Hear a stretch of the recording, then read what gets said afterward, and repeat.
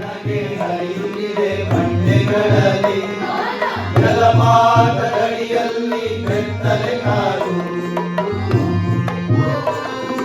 ಜಲಪಾತದಡಿಯಲ್ಲಿ ಬೆತ್ತಲೆ ಕಾಡು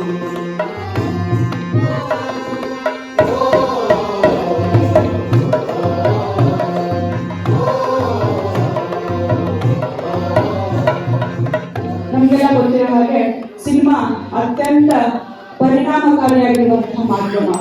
ಯಾವುದಾದ್ರೂ ಒಂದು ವಿಷಯವನ್ನ ನಾವು ಜನ ಸಮುದಾಯಕ್ಕೆ ತಿಳಿಸಬೇಕು ಅಂತಂದ್ರೆ ದೃಶ್ಯ ಮಾಧ್ಯಮಗಳಲ್ಲಿ ಅತ್ಯಂತ ಪರಿಣಾಮಕಾರಿಯಾಗಿರುವಂತಹ ಸಿನಿಮಾ ತನ್ನದೇ ಆದಂತಹ ಸಾಮಾಜಿಕ ಸಾಂಸ್ಕೃತಿಕ ಒಂದು ಜವಾಬ್ದಾರಿ ಇಟ್ಕೊಂಡು ಕೆಲಸ ಮಾಡ್ತಾ ಬಂದಿದೆ.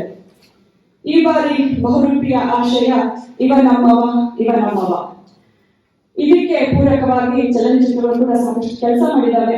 ಅಂತಹ ಎಲ್ಲ ಚಲನಚಿತ್ರಗಳನ್ನ ಸಾಕ್ಷ್ಯಚಿತ್ರಗಳನ್ನ ಈ ಸಂದರ್ಭದಲ್ಲಿ ನಮ್ಮ ಕಲಾಸಕ್ತರಿಗೆ ತೋರಿಸ್ಬೇಕು ಅಂತ ಹೇಳಿ ಈ ಒಂದು ಚಲನಚಿತ್ರೋತ್ಸವದ ಆಯೋಜನೆಯನ್ನ ನಾವು ಮಾಡಿದ್ದೇವೆ.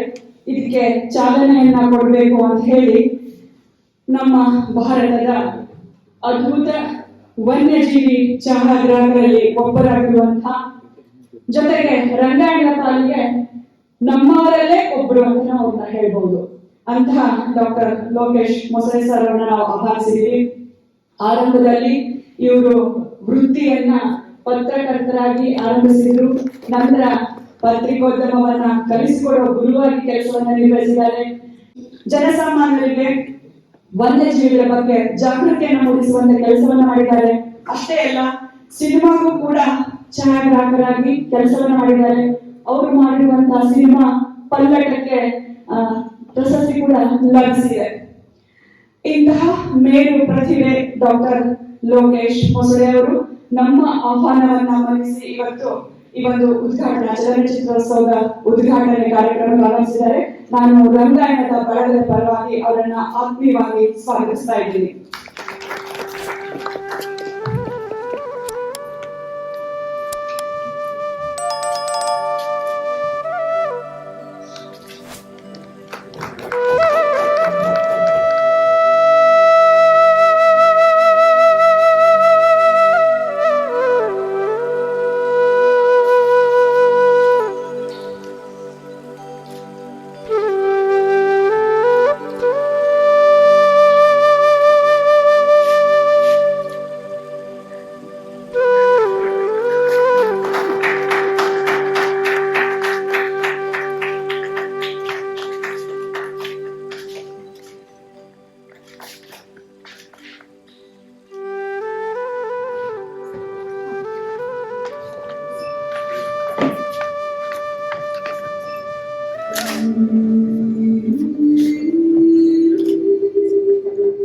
Sir,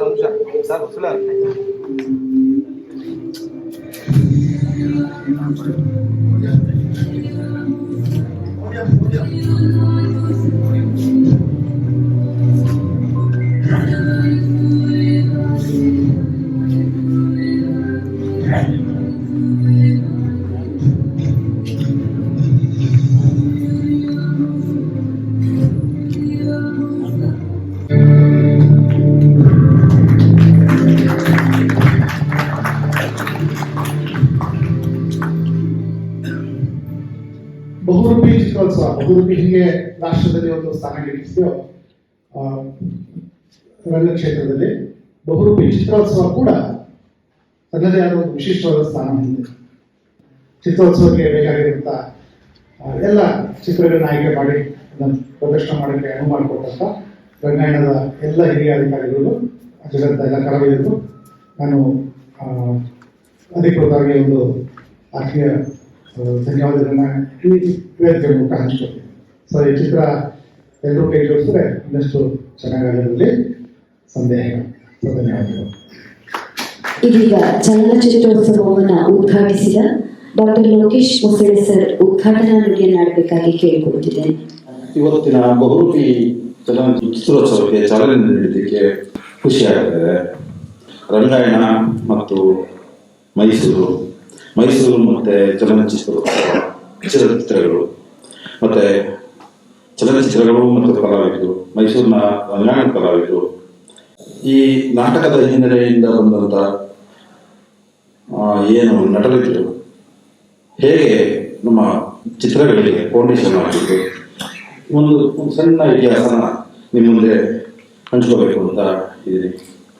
ಕನ್ನಡದ ಸದಾಭಿರುಚಿ ಮತ್ತು ಕಲಾತ್ಮಕತೆ, ಸೃಜನಶೀಲತೆಗೆ ಹೇಗೆ ಸಾಹಿತ್ಯ, ನಾಟಕ, ಸಂಗೀತ ಹೀಗೆಲ್ಲ ಸಪೋರ್ಟ್ ಮಾಡ್ಕೊಂಡು ಬಂದಿದೆಯೋ ಕನ್ನಡನ ಕಟ್ಟಕ್ಕೆ, ಕನ್ನಡ ಭಾಷೆ ಕಟ್ಟಕ್ಕೆ.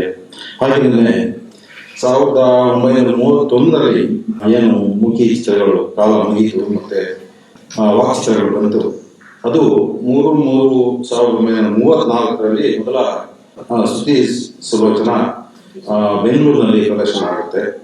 ಅದು ಗಯಾಟೆ ಅಂತ ಅಲ್ಲಿ ಒಂದು ಕುಸ್ತಿ ಕಾರ್ಯಕ್ರಮಗಳು ಮತ್ತೆ ಬೇರೆ ಈ ಥರದ್ದು ಸಂಗೀತ ಕಾರ್ಯಕ್ರಮ ನಡೆಯುವಂಥ ಸ್ಥಳ ಅದು ಗಯಾಟೆ ಅಂತ. ಅದು ಕ್ಯಾಬ್ ಮಾರ್ಕೆಟ್ ಇಂದ ಮುಂಭಾಗದಲ್ಲಿ ಇರುವಂಥ ಒಂದು ಸ್ಥಳ. ಅಲ್ಲಿ ಶ್ರುತಿ ಸುಲೋಚನ ಮೊದಲನೇ ಪ್ರದರ್ಶನ ನಡೆಯುತ್ತೆ. ಆಗ ಬೆಂಗಳೂರಿನ ಸುತ್ತಮುತ್ತಲಿಂದ ಮತ್ತೆ ಬೇರೆ ಬೇರೆ ಕಡೆಯಿಂದೆಲ್ಲ ಗಾಡಿ ಕಟ್ಕೊಂಡು ಆ ಚಿತ್ರ ನೋಡೋಕ್ಕೆ ಬಂದಿತ್ತು. ಆಗ ನಮ್ಮ ರಂಗಕರ್ಮಿಗಳಿಗೆ, ರಂಗಾಸಕ್ತರಿಗೆ ಸಿನಿಮಾ ಬಂದ್ಬಿಡ್ತು, ಇನ್ನು ನಾಟಕ ಕತೆ ಮುಗೀತು ಅಂತ ಚರ್ಚೆ ನಡೀತಾ ಇತ್ತು.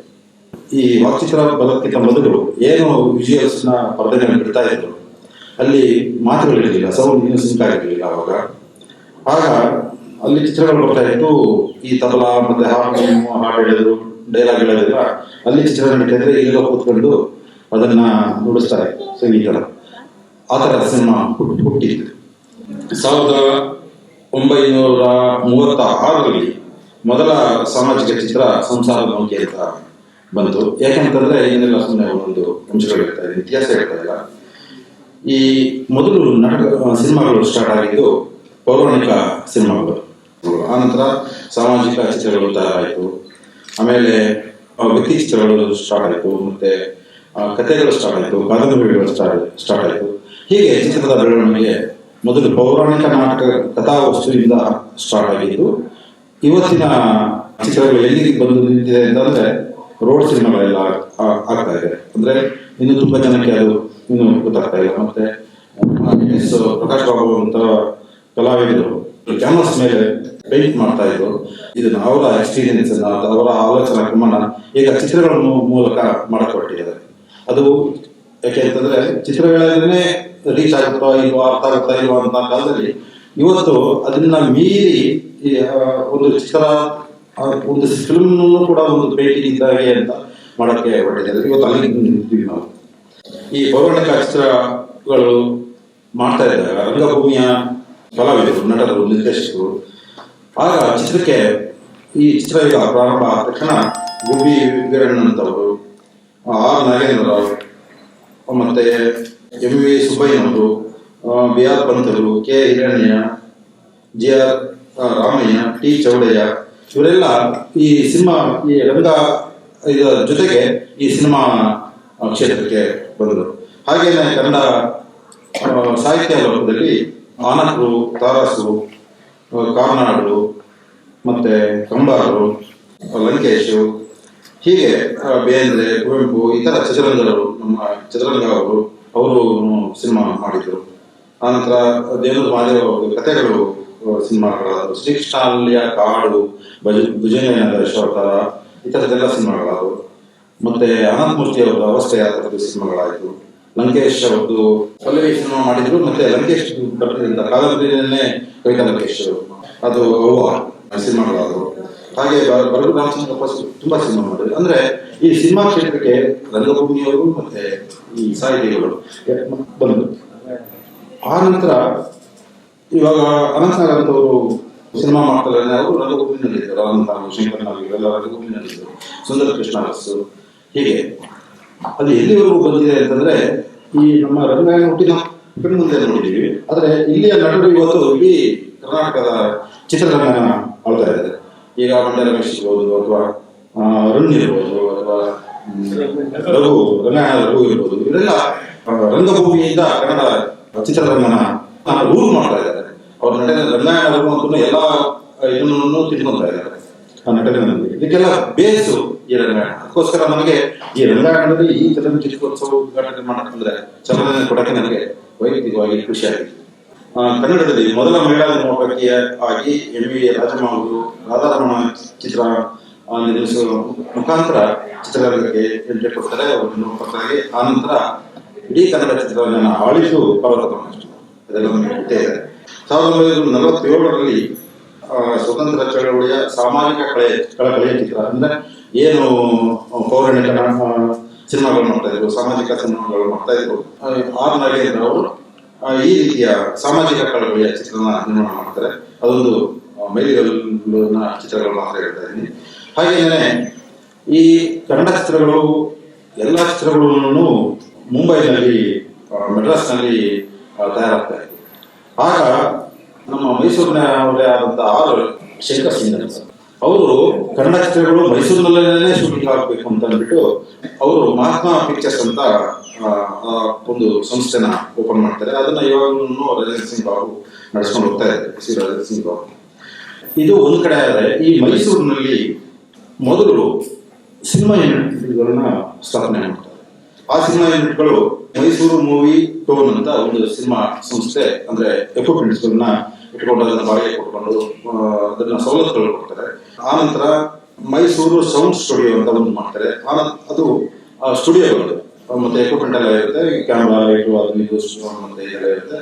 ಈ ಮೊದಲು 2 ಸ್ಥಾಪನೆ ಆಗಿದ್ದಂತಹ ಸಿನಿಮಾಗಳು ಆಗ ಆರ್ಥಿಕವಾಗಿ ನಷ್ಟ ಅನುಭವಿಸ್ತದೆ. ಆನಂತರ ಮೈಸೂರಿನಲ್ಲಿ ನವಜ್ಯೋತಿ ಸ್ಟುಡಿಯೋ ಅಂತ ನಮ್ಮ ಇಲ್ಲಿ KSS ಕಾಲೇಜ್ ಇದೆಯಲ್ಲ ಸಂಸ್ಕೃತಿ, ಇಲ್ಲಿ ನವಜ್ಯೋತಿ ಸ್ಟುಡಿಯೋ ಸ್ಟಾರ್ಟ್ ಆಗುತ್ತೆ. ಈ ನವಜ್ಯೋತಿ ಸ್ಟುಡಿಯೋ ಸ್ಟಾರ್ಟ್ ಆದ್ಮೇಲೆ ಅನಂತರದ ವರ್ಷಗಳಲ್ಲಿ MS ಬಸವರಾಜ್ ಅಂತ ಅಂದ್ಬಿಟ್ಟು ಅವರು ಪ್ರೀಮಿಯರ್ ಸ್ಟುಡಿಯೋ ಸ್ಥಾಪನೆ ಮಾಡ್ತಾರೆ. ಇವತ್ತು ನಮಗೆಲ್ಲ ಪ್ರೀಮಿಯರ್ ಸ್ಟುಡಿಯೋ ಬಗ್ಗೆ ಗೊತ್ತಿದೆ, ಯಾಕಂದ್ರೆ ಇತ್ತೀಚೆಗೆ ಅದನ್ನು ಮುಚ್ಚಿದ್ದಾರೆ. ಹೀಗೆ ಮೈಸೂರು ಸಿನಿಮಾ ರಂಗದಲ್ಲಿ ಅಂದ್ರೆ ಕೊಡುಗೆ ತುಂಬಾ ಮಹತ್ವವಾದ ಪಾತ್ರ ವಹಿಸಿದೆ. ಈಗ ಮೈಸೂರಿನಲ್ಲಿ ಆ ಥರದ್ದು ಯಾವುದೇ ಸ್ಟುಡಿಯೋಗಳಿಲ್ಲ. ಆದರೆ ಮುಖ್ಯಮಂತ್ರಿ ಸಿದ್ದರಾಮಯ್ಯ ಅವರು ಈಗ ಚಿತ್ರದ ಸಿಟಿನ ಮಾಡಬೇಕು ಅಂತ ಏನೋ ಒಂದಷ್ಟು ಬಜೆಟ್ ಎಲ್ಲ ಕೊಟ್ಟಿದ್ದಾರೆ. ಅದನ್ನು ಆಗಬೇಕು, ಆದರೆ ಅದು ತ್ವರಿತವಾಗಿ ಆಗಲಿ ಅನ್ನೋದು ನನ್ನ ಆಶಯ. ಆನಂತರ ಮೈಸೂರಿನಲ್ಲಿ ಆದ ನಂತರ ಬೆಂಗಳೂರಿನಲ್ಲಿ Chamundeshwari studio, Abhiman studio, Kanteerava studio ಇವೆಲ್ಲ ಆನಂತರ ಕೂತ್ಕೊಂಡು ಬೆಂಗಳೂರಿನಲ್ಲಿ ಇವತ್ತು ಹಲವು ರೀತಿಯಲ್ಲಿ ಥಿಂಕಿಂಗ್ ನಡೀತಾ ಇದೆ. ಈ ಚಿತ್ರೋತ್ಸವದ ಚೌಕಟ್ಟು, ಕಥೆ ಹೇಳುವ ರೀತಿ, ಮತ್ತೆ ಇವತ್ತು ತಮ್ಮ ಮೊಬೈಲ್ಗಳಲ್ಲಿ ಸಿನಿಮಾಗಳನ್ನ ತೆಗೆಯಕ್ಕೆ ಟ್ರೈ ಮಾಡ್ತಾ ಇದ್ದಾರೆ. ಮತ್ತೆ ಕೆಲವು ಕ್ಯಾಮ್ರಾಗಳಲ್ಲಿ ತೆಗಿ ಟ್ರೈ ಮಾಡ್ತಾ ಇದ್ದಾರೆ.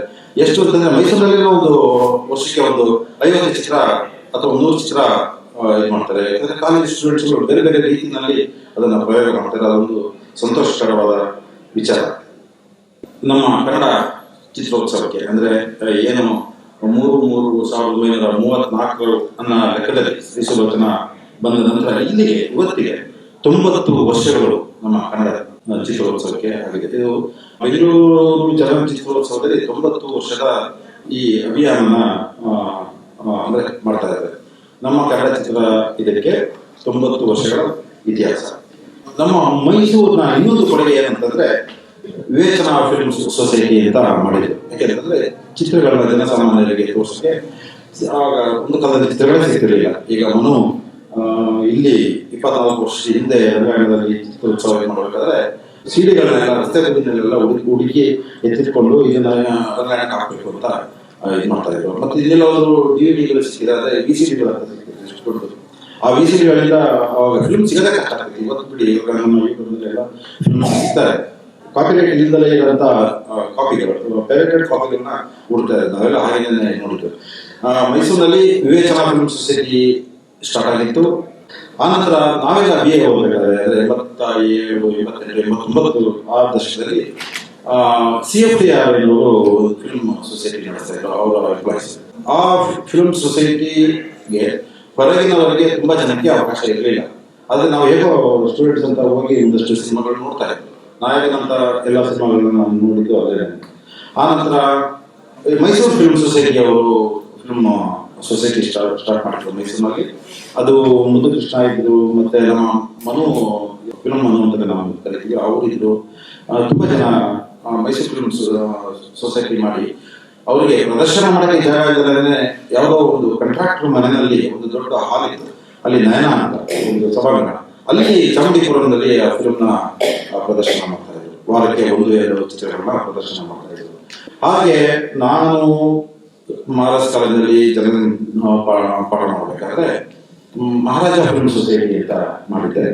ಅಲ್ಲಿ ಎಷ್ಟು ಬೇಡಿಕೆ ಇತ್ತು ಅಂತಂದ್ರೆ ಅವ್ರಿಗೆ ನಾವೆಲ್ಸ್ಗಳು ಆಗಿರೋಂಥ ಚಿತ್ರಗಳನ್ನ ತೋರಿಸ್ತಾರೆ. ಒಂದ್ಸರಿ ಬೆಟ್ಟದ ಜೀವನ ನಡೀತಾ ಇತ್ತು, ಏನೇ ಮುಗಿ ಅಂತ ಅಂದ್ರೆ ಅದರ ಪ್ರಧಾನ ಪಾತ್ರ ವಹಿಸಿದಂತ ನಮ್ಮ ರಾಮೇಶ್ವರಿ ಅವ್ರನ್ನ ಅವ್ರ ಮನೆಗೆ ಹೋಗಿ ಕರ್ಕೊಂಡು ಬಂದು, ಈ ಥರ ಸಿನಿಮಾ ನಡೀತಾರೆ, ನೀವು ಕೊಡಿ, ಇನ್ನೇನು ಒಂದು 5 ನಿಮಿಷ ಚಿತ್ರ ಮುಗಿಬೇಕು. ಆದರೆ ರಾಮೇಶ್ವರಿ ಅವ್ರನ್ನ ಒಳಗಡೆ ಕರ್ಕೊಂಡು ಬಂದೆ. ಇಡೀ ಹುಡುಗರು ಎದ್ದು ಚಪ್ಪಾಳೆ ಹೊಡೆದು ವಿಷಯ ಹೊಡೆದು ಅವ್ರನ್ನ ಸ್ವಾಗತ ಮಾಡಿ. ಯಾಕೆ ಅಂತಂದ್ರೆ ಟೀಚರ್ಸ್ ಪಾಠ ಮಾಡೋದಕ್ಕೆ ಬೇರೆ ಇರುತ್ತೆ, ಆದರೆ ಸಿನಿಮಾದಲ್ಲಿ ಕಲಿಯೋದು ಬೇರೆ ಇರುತ್ತೆ, ಆದರೆ ಒಂದು ಕಾದಂಬರಿ ಓದಿ ಅರ್ಥ ಮಾಡ್ಕೊಳ್ಳೋದು ಬೇರೆ ಇರುತ್ತೆ.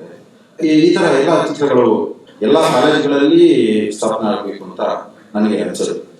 ಈಗ ಮಾನಸ ಗಂಗೋತ್ರಿನಲ್ಲಿ ಜನರಲ್ ಡಿಪಾರ್ಟ್ಮೆಂಟ್ ಇದೆ, ಮತ್ತೆ MMRC ಅಂತ ಡಿಪಾರ್ಟ್ಮೆಂಟ್ ಇದೆ.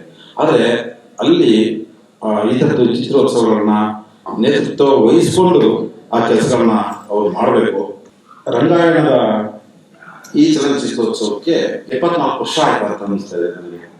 ಯಾಕೆಂದ್ರೆ ಮನು ಕಾರ್ ಶೆಟ್ಟಲ್ಲಿ ಸ್ಥಾಪನೆ ಆಗಿದ್ದಂಥ ಈ ಚಲನಚಿತ್ರೋತ್ಸವಕ್ಕೆ ಸಾವಿರಾರು ಪ್ರೇಕ್ಷಕರು ನೋಡಿದ್ದಾರೆ, ಮತ್ತೆ ದೇಶ ವಿದೇಶದ ಚಿತ್ರಗಳನ್ನು ನೋಡಿದ್ದಾರೆ. ಅಂದ್ರೆ ಸಿಗದಲೇ ಇರೋ ಜನಸಾಮಾನ್ಯರಿಗೆ ಸಿಗದಲೇ ಇರೋ ಚಿತ್ರಗಳನ್ನು ನೋಡಿದ್ದಾರೆ. ಆದರೆ ಪ್ರತಿ ಸಾರಿ ಈ ಚಲನಚಿತ್ರೋತ್ಸವ ಸಬ್ಜೆಕ್ಟ್ಗಳಿಗೆ ಪೂರಕವಾಗಿ ಈ ಚಿತ್ರಗಳನ್ನ ತೋರಿಸ್ಕೊಂಡು ಬಂದಿದ್ದೇವೆ. ಗ್ಯಾರೇಜ್ ಸ್ಟಾರ್ಟ್ ಆಯಿತು, ಆನಂತರ ನಮ್ಮ ಶ್ರೀರಂಗ ಬಂದರು. ನಾನು ಮೊನ್ನೆ ಬೆಂಗಳೂರಿನ ಅಂತಾರಾಷ್ಟ್ರೀಯ ಚಲನಚಿತ್ರೋತ್ಸವದಲ್ಲಿ ಭಾಗವಹಿಸಿ ನಿನ್ನೆ ರಾತ್ರಿ ಈ ಕಾರ್ಯಕ್ರಮಕ್ಕೋಸ್ಕರ ಬಂದಿದೆ. ಆದರೆ ಇವತ್ತು ಲಾಸ್ಟಲ್ಲಿ ಅದನ್ನು ಬಿಟ್ಟು ಇವತ್ತಿಗೆ ಬಂದಿದೆ. ಆದರೆ ಅಲ್ಲಿ AC ರೂಮ್ ಇರುತ್ತೆ, ದಿವಸಕ್ಕೆ 4 ಸಿನಿಮಾ ನೋಡ್ತಾ ಇದ್ರು. ಒಟ್ಟು 11 ಥಿಯೇಟರ್, ಒಂದೇ ಜಾಗದಲ್ಲಿ 11 ಥಿಯೇಟರ್ನಲ್ಲಿ 11 ಸಿನಿಮಾ ಏಕಕಾಲದಲ್ಲಿ ನಡೀತಾರೆ. ಇಡೀ ಪ್ರಪಂಚನೇ ಅಲ್ಲಿ ಇರುತ್ತೆ. ನಮಗೆ ಇಲ್ಲಿ ಮನು ತೋರಿಸ್ತಂಥ ಸಿನಿಮಾ ನೋಡೋಕ್ಕೆ ಒಂದು ಸರಿಯಾದ ರೀತಿ ಚೇರ್ಗಳೆಲ್ಲ ಸ್ವಲ್ಪ ಕಷ್ಟ ಆಗುತ್ತೆ. ಮೇಡಮು ಅಟ್ಲೀಸ್ಟ್ ಈ ಥರದ್ದು ಒಂದು ಹಾಲ್ ನನಗೆ ಕೊಡ್ಲಿ ಅಂತ ಒಂದು ಮನವಿ. ಒಳ್ಳೆ ಬೆಳವಣಿಗೆ. ಈ 90ನೇ ಕನ್ನಡ ವರ್ಷದ ಸಂಭ್ರಮದ ಈ ದಿನಗಳಲ್ಲಿ ಕರ್ನಾಟಕ ಸರ್ಕಾರ ಒಂದು ಅವಾರ್ಡ್ನ ಹಿರಿಯ ನಿರ್ದೇಶಕರಿಗೆ ಅಥವಾ ತಂತ್ರಜ್ಞರಿಗೆ ಒಂದು ಪ್ರಶಸ್ತಿ ಕೊಡ್ತಾ ಇದೆ, ಪ್ರಾರಂಭ ಮಾಡಿದೆ. ಈ ಸರಿ ಪ್ರಶಸ್ತಿ MS ಸತಿ ಅವರಿಗೆ ಸಿಕ್ಕಿದೆ. ಅದು ಅಭಿನಂದನಾ ವಿಚಾರ. ಮತ್ತೆ ನಮಗೆ ನಾವು ಬೆನ್ನು ತಟ್ಕೊಳ್ಬೇಕಾಗಿರೋಂಥ ವಿಚಾರ MS ಸತಿ ಅವರಿಗೆ ಸಿಕ್ಕಿರೋದು. ಆದರೆ ಅದು ಮುಂದೆ ಬರ್ತಾ ಕಳಪೆ ಆಗುವ ಸಾಧ್ಯತೆ ಇದೆ. ಅದಕ್ಕೋಸ್ಕರ ನಾವು ನಮ್ಮ ಸರ್ಕಾರ ಒಂದು ಯೋಚನೆ ಮಾಡಬೇಕಾಗಿದೆ. ಕೇರಳದಲ್ಲಿ ಅವರು ಇಂಟರ್ನ್ಯಾಷನಲ್ ಫಿಲ್ಮ್ ಫೆಸ್ಟಿವಲ್ ಮಾಡ್ತಾರೆ, ಅವರು ಈ ಥರದೊಂದು ಪ್ರಶಸ್ತಿ ಕೊಡ್ತಾರೆ ಲೈಫ್ ಟೈಮ್ ಅಚೀವ್ಮೆಂಟ್ಗೆ. ಆದರೆ ಈ ಪ್ರಶಸ್ತಿಯ ಘನತೆ ಮತ್ತು ಮೌಲ್ಯನ ಹೆಚ್ಚಿಸ್ಕೋಬೇಕಾದ್ರೆ ಇವಾಗ ಏನು ಥಿಯೇಟರ್ನಲ್ಲಿ ಒಬ್ಬ BV ಕಾರಂತರು, ಸಿನಿಮಾದಲ್ಲಿ ಒಬ್ಬ ಸತ್ಯು, ಈ ಥರ ಕೆಲವರು ಇರ್ತಾರೆ. ಹಾಗಂತ ಅದು ಎಲ್ಲರಿಗೂ ಆ ಪ್ರಶಸ್ತಿ ಸಿಗಂಗಾಗಬಾರ್ದು. ಅದಕ್ಕೋಸ್ಕರ ಆ ಪ್ರಶಸ್ತಿಯ ಘನತೆನ ಹೆಚ್ಚಿಸ್ಕೊಳ್ಳೋಕ್ಕೋಸ್ಕರ ವಿಶ್ವಮಟ್ಟದ ಯಾರು ಈ ಸಿನಿಮಾ ಫೀಲ್ಡ್ನಲ್ಲಿ ಕೆಲಸ ಮಾಡ್ತಾ ಇರ್ತಾರೆ ಅಂಥವ್ರಿಗೆ ಆ ಪ್ರಶಸ್ತಿನ ಕೊಡ್ತಾ ಹೋಗ್ಬೇಕು. ಆದರೆ ಆ ಪ್ರಶಸ್ತಿಯ ವಿಸ್ತಾರನ ವಿದೇಶಗಳವರೆಗೆ ಅದನ್ನ ಸೆಲೆಕ್ಟ್ ಮಾಡೋ ವಿಧಾನದಲ್ಲಿ ಅದನ್ನು ಹೆಚ್ಚಿಸ್ಕೋಬೇಕು. ಯಾಕೆಂದ್ರೆ ಕೇರಳದಲ್ಲಿ ಬೆಲೆಟರ್ ಅಂತ ಒಬ್ಬರಿಗೆ, ಗೋದಾವರಿಗೆ, ಮತ್ತೆ ಅಬ್ಬಾಸ್ ಕಿರೋಸ್ತಾನಿಗೆ, ಕೆನೆತ್ ಬೇಕಿಗೆ ಇಂಥದ್ದೆಲ್ಲ ಕೊಟ್ಟಿದ್ದಾರೆ. ಇಡೀ ಪ್ರಪಂಚದಲ್ಲಿ ಲೈಫ್ ಟೈಮ್ನಲ್ಲಿ ಅಚೀವ್ ಮಾಡಿರೋರಿಗೆ ಕರೆದು ಈ ಕೇರಳದಲ್ಲಿ ಕೊಡ್ತಾ ಇದ್ದಾರೆ. ಆಗ ಈ ಕೇರಳದ ಚಿತ್ರೋತ್ಸವ ವಿಶ್ವಮಟ್ಟದಲ್ಲಿ ಗಮನ ಹರಿಯುತ್ತೆ. ಅದೇ ರೀತಿ ನಮ್ಮ ಬೆಂಗಳೂರಿನ ಏನು ಈ ಪ್ರಶಸ್ತಿ ಮಾಡಿದರೆ ಅದು ವಿಶ್ವ ಮಟ್ಟಕ್ಕೆ ವಿಸ್ತರಿಸಲಿ ಅಂತ ನನ್ನ ವೈಯಕ್ತಿಕ ಆಶಯ. ಇಲ್ಲಿನ ರಂಗಾಯಣದ ಕಲಾವಿದರು, ನಾವೆಲ್ಲ ಸ್ನೇಹಿತರು, ಜೊತೆಯಲ್ಲಿದ್ದವರು, ಆಗ ಅವರ ಸಂಬಂಧ, ಒಡನಾಟ ತುಂಬ ಚೆನ್ನಾಗಿತ್ತು. ನಾಟಕಗಳು ಮಾಡಿದರು, ರಂಗಾಯಣದ ಮಣ್ಣು ಹೊತ್ತರು. ಇದು ನಾವು ರಂಗಾಯಣದ ಕಲಾವಿದರನ್ನ ನಾವು ನೋಡಿರೋದು. ಆದರೆ ಇವತ್ತು ಕಷ್ಟ ಆದಾಗ ನಾವೆಲ್ಲ ಬಂದಿದ್ದೀವಿ. ಅವರು ಸರ್ಕಾರದಿಂದ ಪರ್ಮನೆಂಟ್ ಆಗಿ ಹೋದಾಗ ಅಥವಾ ಸಂಬಳ ಸಿಗದೆ ಹೋದಾಗ ಅಥವಾ ಇನ್ನು ಏನೇ ಆಗಲಿ ಕಷ್ಟ ಸುಖದಲ್ಲೆಲ್ಲ ಬಂದಿದ್ದೀವಿ. ಯಾವ ಒಂದು ಖುಷಿನಲ್ಲಿ, ಸಾವನಲ್ಲಿ ಎಲ್ಲದರಲ್ಲೂ ನಾವು ಅವ್ರ ಜೊತೆ ಇದ್ದೀವಿ. ಆದರೆ ಅವರೆಲ್ಲ ಇವತ್ತು ರಿಟೈರ್ಡ್ ಆಗಿದ್ದಾರೆ. ಅವರೆಲ್ಲ ರಂಗಾಯಣಕ್ಕೆ ಬಂದು ಕೆಲಸ ಮಾಡಬೇಕಾಗಿದೆ. ಅಂದರೆ ನನಗೆ ಅಲ್ಲೊಬ್ಬರು ಇಲ್ಲೊಬ್ಬರು ಮಾತ್ರ ಸಿಗ್ತಾ ಇದೆ. ಅದು ನನಗೆ ವೈಯಕ್ತಿಕ ಇಷ್ಟ. ಯಾಕೆಂತಂದ್ರೆ ರಂಗಾಯಣ ಅನ್ನೋದು ಬರೀ ಕಲಾವಿದರಲ್ಲ ಅಥವಾ ಅಧಿಕಾರಿಗಳಲ್ಲ, ನಮ್ಮದು ಅಂತ ನಾವು ಭಾವಿಸಿರೋದು. ಆದರೆ ಇವತ್ತೊಂದು ರಂಗಾಯಣದಲ್ಲಿ ಒಂದು ಉತ್ಸವ ನಡೀಬೇಕು ಅಂತ ಅಂದಾಗ ಎಲ್ಲ ರಂಗಾಯಣದ ಹಿರಿಯ ಕಲಾವಿದರು ಮತ್ತು ನಿವೃತ್ತರಾಗಿರೋರು ಕೂಡ ಇಲ್ಲಿ ಓಡಾಡಬೇಕು. ಅವಾಗ ಅವರು ನಮ್ಮವರು ಅಂತ ಅನಿಸ್ಕೊಳ್ತಾರೆ. ಬರೀ ಆ ಹಿರಿಯ ಕಲಾವಿದರು ನಮ್ಮದು ರಿಟೈರ್ಡ್ ಆಗಿ ದೂರ ಹೋಗ್ಕೊಂಡ್ರೆ ಅದು ಮೈಸೂರಿನ ಜನರಿಗೆ ಮಾಡಿದಂಥ ಮೋಸ ಮತ್ತು ರಂಗಾಯಣಕ್ಕೆ ಮಾಡಿದಂಥ ಮೋಸ. ಅದಾಗಬಾರ್ದು. ದಯವಿಟ್ಟು ಎಲ್ಲ ನಿವೃತ್ತಿಯ ಕಲಾವಿದರು ಬಹುರೂಪಿ ಅಥವಾ ರಂಗಾಯಣದ ಜೊತೆಗೆ ಇದ್ದು ಕೆಲಸ ಮಾಡಬೇಕು ಅಂತ ನನ್ನ ಆಶೆ. ತಪ್ಪಿದ್ರೆ ಕ್ಷಮಿಸಿ. ನಮಸ್ತೆ.